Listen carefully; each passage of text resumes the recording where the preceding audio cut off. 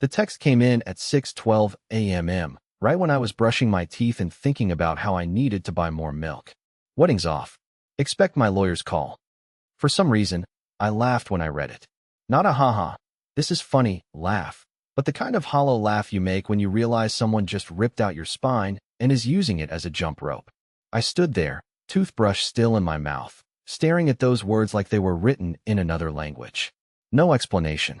No warning. Just that one brutal message. I didn't text back. I didn't even drop my toothbrush. I just sat down on the bathroom floor like an idiot, foam dripping from my mouth, thinking, wait, what lawyer? What is she talking about? By 6:30, I was spiraling. Our wedding was 3 months away. We had already booked the venue, chosen the colors, even argued over whether we really needed a chocolate fountain. I thought it was tacky. She insisted it was classy in a retro way. We also had just signed the papers for a mortgage last week. My name was on everything. The mortgage, the credit checks, the deposits. Mine. The more I thought about it, the less I laughed. That text wasn't random. It wasn't emotional. It was precise. Planned. So I did what any rational guy would do. I called her. Straight to voicemail. I called again. Nothing. I texted. What are you talking about? Are you okay? No reply. And that's when I noticed something weird. My banking app had a fresh notification. When I opened it, I saw that one of our joint accounts had been drained, completely emptied, the one we'd set up for the wedding. She took every single dollar. It felt like a bomb went off in my head. That money wasn't just mine, it was my family's too. My parents had contributed some of it as a gift. Suddenly, this wasn't about love or heartbreak. It was about betrayal. I texted her one more time. If this is some kind of joke, I need to know now. 3 dots appeared. She was typing.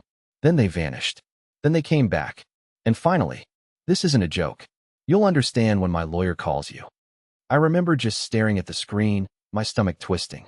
I couldn't even cry this time. All I felt was numb. That's when I made a decision. I wasn't going to chase her. I wasn't going to beg for an explanation.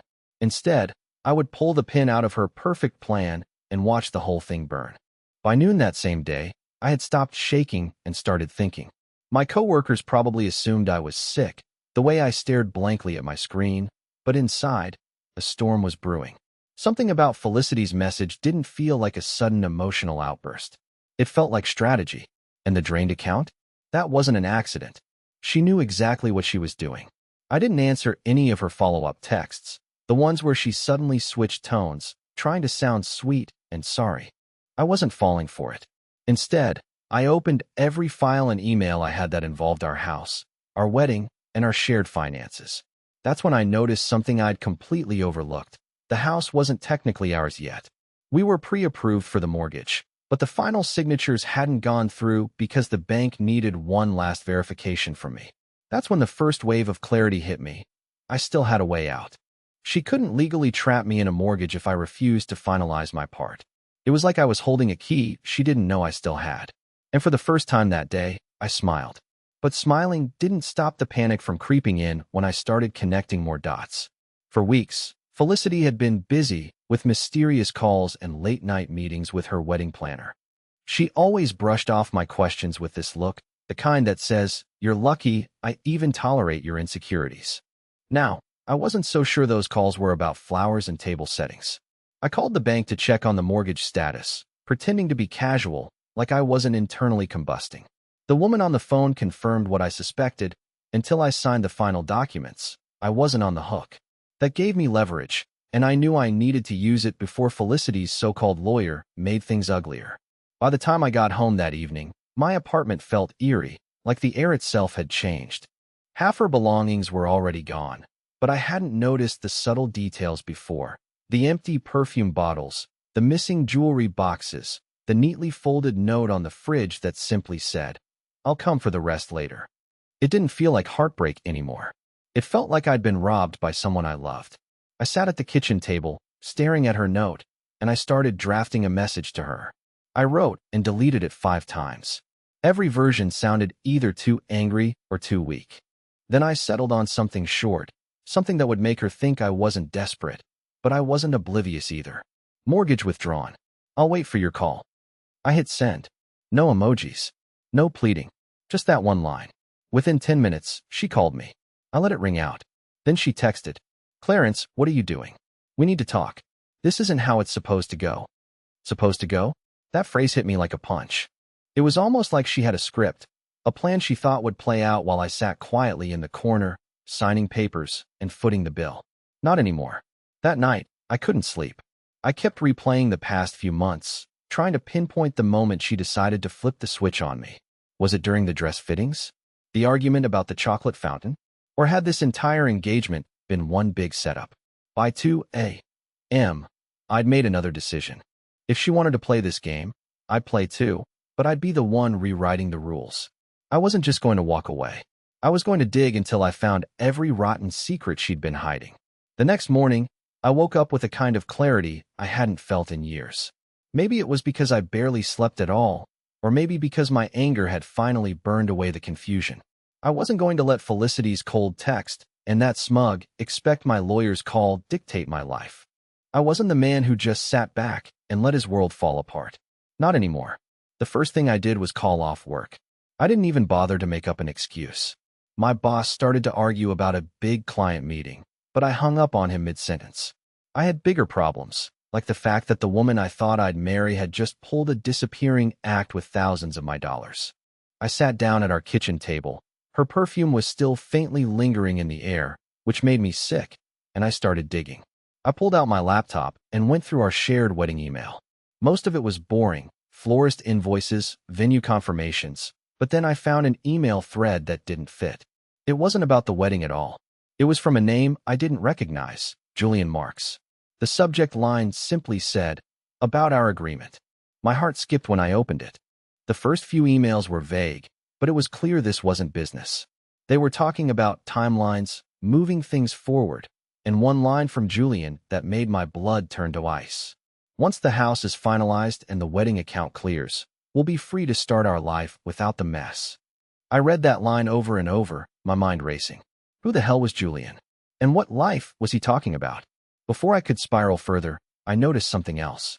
Attached to one of the emails was a PDF, a scanned copy of a lease termination notice for an apartment in Julian's name. The date? A week after our wedding date. It was like they had planned everything down to the last detail.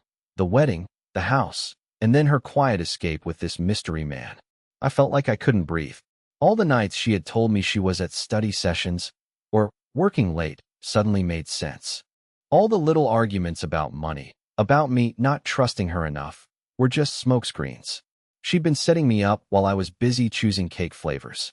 For a moment, I almost sent her a furious text, but then I stopped myself. No, not yet. She thought I was clueless. She thought I'd sit in shock while she drained me dry. That was my advantage now. Instead, I called the bank again. I told them I was pulling out of the mortgage entirely, effective immediately. The man on the phone sounded surprised. "Sir, that's highly unusual at this stage." But I didn't care. I told him to freeze everything tied to my name. Then I called my parents and, for the first time in my life, admitted I might have made the dumbest mistake of my life. The rest of that day, I couldn't get Julian's name out of my head. I Googled him. Nothing. I searched him on social media, and finally, on Instagram, I found him. His profile picture was him shirtless on a beach, all tan and smug, like the kind of guy who says bro too much. And there, right in the middle of his feed, was a photo from last month. Felicity. My Felicity. Sitting next to him at a rooftop bar, her hand casually on his thigh. I felt sick, but also weirdly calm. I knew what I had to do next. That night, I sent her one final text. "We need to meet. Tomorrow. No lawyers. Just us." She replied instantly, as if she'd been waiting for this moment. "Fine. Coffee shop at 11. But this won't change anything." Oh, it would change everything. She just didn't know how much yet. The coffee shop was one of those places with white brick walls, hanging plants, and overly cheerful baristas who wrote your name on the cup like they were signing an autograph. I got there 15 minutes early and sat in the corner, watching every person who walked through the door. My hands were shaking, but not from nerves. No, this was something else. Anger mixed with adrenaline, like my entire body was waiting for a fight. Felicity arrived late, of course. She always did. But today, she didn't look like the Felicity I knew. Her perfect hair was tied up in a messy bun, her sunglasses still on even though it was cloudy outside, and she carried herself with this weird combination of arrogance and guilt. When she saw me, she hesitated for just a second, long enough for me to notice. She sat down across from me and didn't even bother with small talk. "You shouldn't have canceled the mortgage," she said, her voice sharp. "You're just making this harder for both of us." I stared at her, trying to process how casually she said it, like she wasn't the one who had just detonated our entire future with a text. "Harder for both of us," I repeated, my voice quieter than I expected. "You mean harder for you and Julian?" The moment his name left my mouth, her face froze.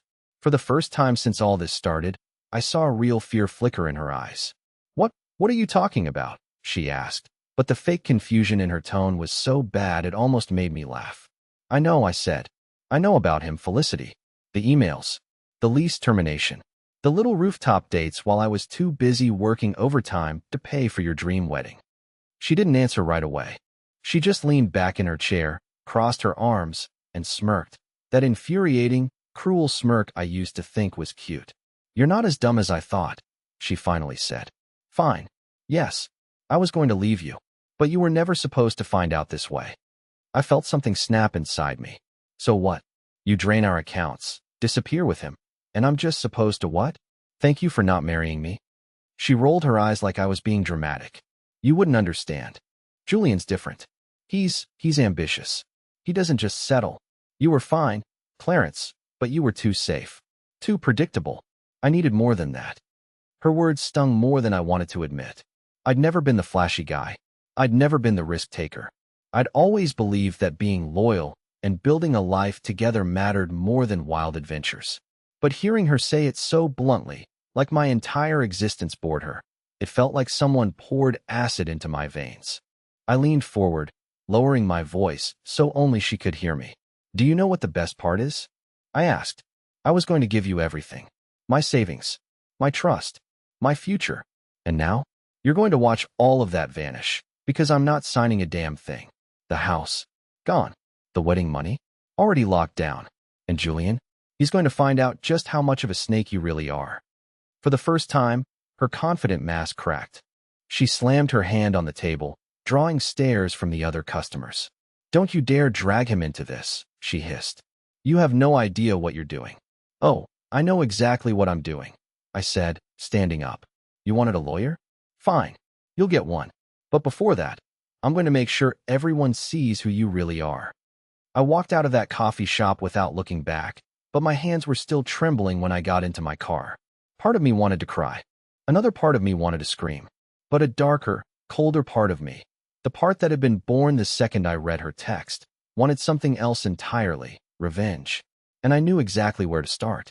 Driving home from that coffee shop, I couldn't stop replaying every word of our conversation. Felicity's smirk, her casual dismissal of me as too safe, her sudden panic when I mentioned Julian, it all made my skin crawl. I realized then that she hadn't just betrayed me. She had underestimated me. She thought I'd crumble, cry, maybe even beg her to stay. She didn't expect me to fight back. And that gave me an edge. When I got back to my apartment, I sat down with a notebook and started planning. Not planning how to get her back. That ship had sailed the moment I saw her hand on Julian's thigh. No, I was planning how to dismantle her carefully built little house of cards. The first step was simple: follow the money. She might have drained the wedding account, but I still had access to our shared expense records. I logged into every bank and payment app we had ever used. Most of it was normal: groceries, bills. But then I saw a series of charges that made my heart pound. Multiple hotel bookings, all under her name, all during the weeks she claimed to be at late-night study sessions. I recognized one of the hotels immediately. It was a fancy place downtown, the kind of hotel you don't book unless you're trying to impress someone. I copied every receipt, every booking confirmation, every damning detail. But I wasn't going to confront her with this yet. Not until I had more. That night, I created a brand new email account under a fake name. I knew Felicity was expecting me to play the heartbroken ex-fiancée. Instead, I was going to become the ghost she didn't see coming. I sent her a simple message from the fake account. "Does Julian know everything?" I waited, half expecting her to ignore it. But within an hour, I saw that little notification. She'd opened it. Then another. She'd opened it again. No reply. Just silence. And that silence told me everything I needed to know. The next day, I decided to dig into Julian. I found more of his social media, carefully curated pictures of his perfect life, expensive suits, dinners at overpriced restaurants, that kind of thing. But what really caught my attention were his comments and tags.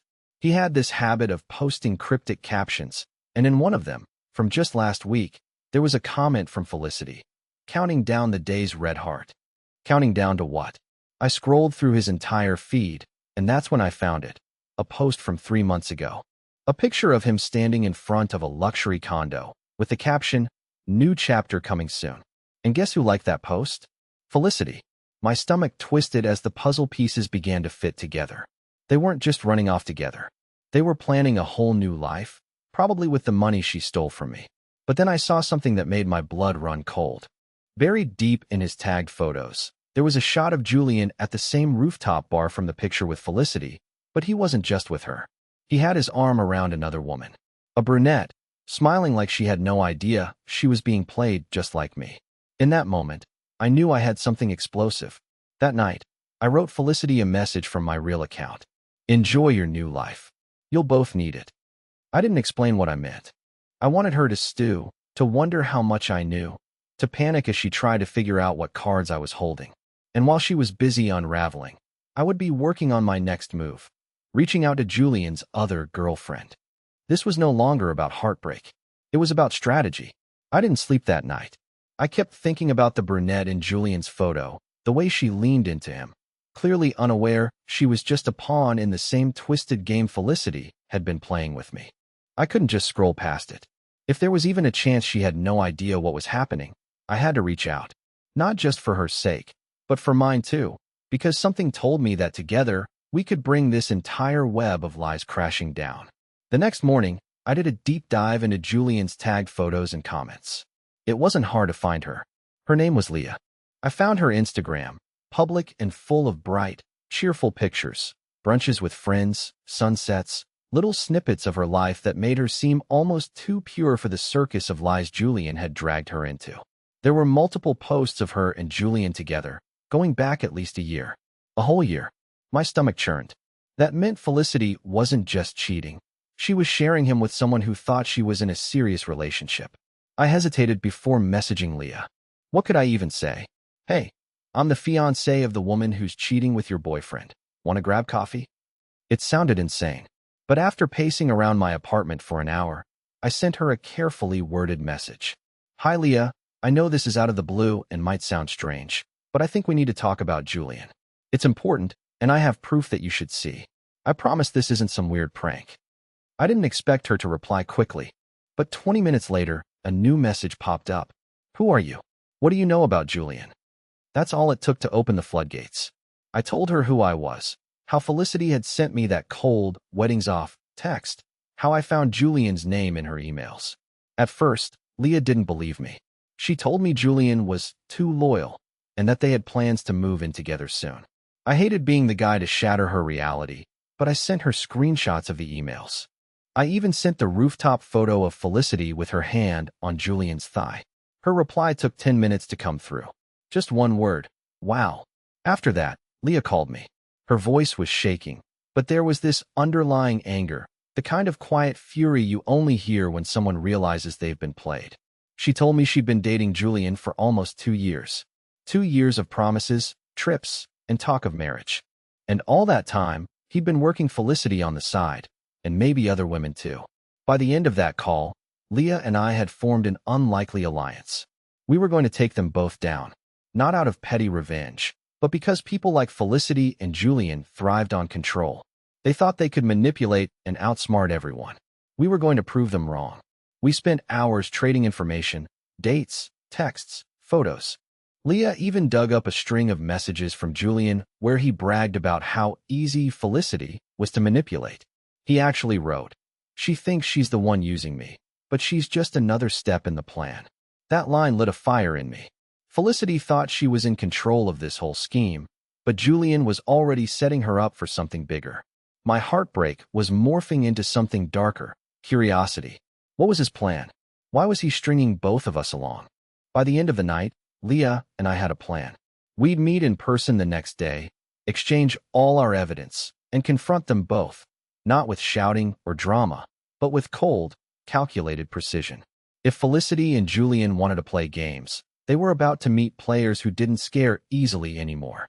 But just when I thought I had the upper hand, something happened that threw everything into chaos. Right before midnight, I got a new email from an address I didn't recognize. The subject line made my stomach drop. "Clarence, you need to stop digging." That email hit me like a punch to the ribs. I sat there staring at the screen, my hand hovering over the mouse, rereading the subject line until it blurred. "Clarence, you need to stop digging." The body of the email was even more unsettling. "This isn't your fight anymore. Walk away before you regret it. People like Julian don't leave loose ends. This is your one warning." There was no signature, no name, nothing to trace it back. It didn't sound like Felicity. Her style was more passive-aggressive, layered with fake sweetness. This felt cold, clinical, like someone who'd been watching from the shadows and didn't want me poking around in their business. My first instinct was to think it was Julian himself, but the tone didn't match him either. I'd read enough of his messages to know he was arrogant, almost careless with his words. This email felt different, like it came from someone who'd done this before. For the first time since this mess started, I felt a twinge of fear. What had I gotten myself into? I wasn't some master manipulator. I wasn't even particularly brave. I was just a guy who'd been dumped and cheated on, trying to claw back some dignity. But now, with one cryptic message, it felt like I'd stepped into something much darker than a broken engagement. I forwarded the email to Leah. She called me immediately, her voice low and urgent. "Clarence, this isn't normal. I mean, who sends threats over this? I think Julian's involved in something bigger than either of us realized. Maybe he's, I don't know, scamming more than just us." The thought had already crossed my mind. I remembered the luxury condo post on his feed, the expensive restaurants, the designer clothes. Nothing about Julian screamed, hardworking businessman. If anything, he looked like the kind of guy who lived off other people's money. And if Felicity was stupid enough to trust him, maybe she was tangled up in something way over her head too. That night, I couldn't sit still. I went through every email, every photo, every scrap of evidence Leah and I had gathered. And then I noticed something I'd overlooked before, a receipt for a jewelry purchase. It wasn't from me. It was from Julian, dated 3 weeks ago, for a custom necklace, the kind that costs as much as a used car. And the shipping address? Not Felicity's. Not Leah's. It was to a completely different name and address in another city. It hit me like a bucket of ice water. He wasn't just playing two women. He was probably running this same con on several at once. Felicity wasn't the mastermind I thought she was. She was just another mark in his long list of investments. Leah and I agreed to meet the next day, but this time, we weren't just going to trade evidence. We were going to find out who sent that warning email. If Julian had a whole operation going on, we needed to expose it. I wasn't scared anymore. I was angry.